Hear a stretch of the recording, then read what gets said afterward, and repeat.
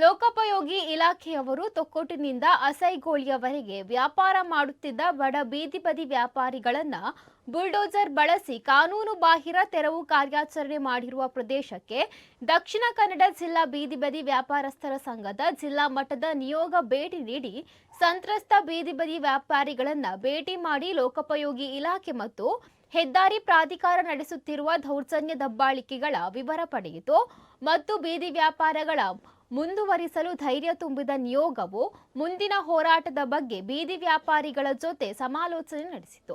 ದಾಳಿ ಮುಂದುವರೆದಲ್ಲಿ ಹೋರಾಟದ ಎಚ್ಚರಿಕೆ ನೀಡಿದೆ.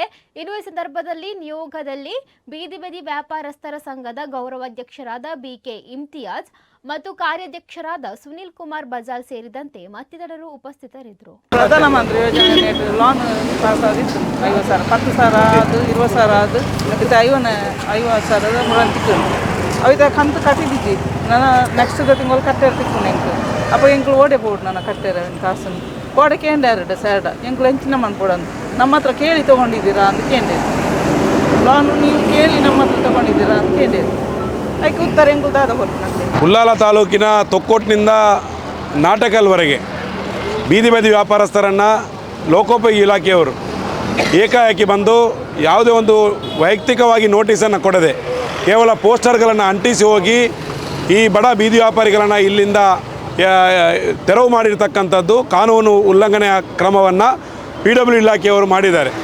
ಬೀದಿ ಬದಿ ವ್ಯಾಪಾರಸ್ಥರು ಅಂದರೆ ಅತ್ಯಂತ ಕಡು ಬಡವರು ಮತ್ತು ವಿದ್ಯಾಭ್ಯಾಸ ಇಲ್ಲದವರು ಮತ್ತು ಯಾವುದೇ ಕೌಶಲ್ಯ ಇಲ್ಲದವರು ಬದುಕಲಿಕ್ಕಾಗಿ ಬದುಕುವ ಹಕ್ಕನ್ನು ಅವರು ಬೀದಿ ವ್ಯಾಪಾರ ಮಾಡಿಕೊಂಡು ಇವತ್ತು ಅವರ ಕುಟುಂಬವನ್ನು ಸಾಕ್ತಕ್ಕಂಥವ್ರು.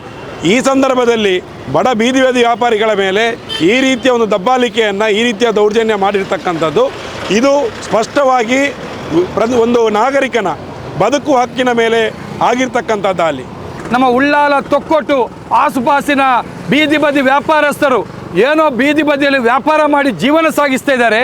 ಇವತ್ತು PWD ಅವರು ಬಂದು ಏನು ಮುನ್ಸೂಚನೆ ಕೊಡದೆ ನಿನ್ನೆ ಏಕಾಏಕಿಯಾಗಿ ಬಂದು ಅವರ ಮೇಲೆ ದಾಳಿ ಮಾಡಿ ಅವರ ವಸ್ತುಗಳನ್ನು ದೋಚಿಕೊಂಡು ಹೋಗಿದ್ದಾರೆ. ನಾವು ದೋಚಿದಂತ ಹೇಳ್ತಾರೆ, ಇವರು ಕಳ್ಳರು ದೋಚಿಕೊಂಡು ಹೋಗಿದ್ದಾರೆ. ಈ ಬಡವರು ಯಾವ ರೀತಿ ಬದುಕಬೇಕನ್ನುವಂಥ ಪ್ರಶ್ನೆ ಇದೆ.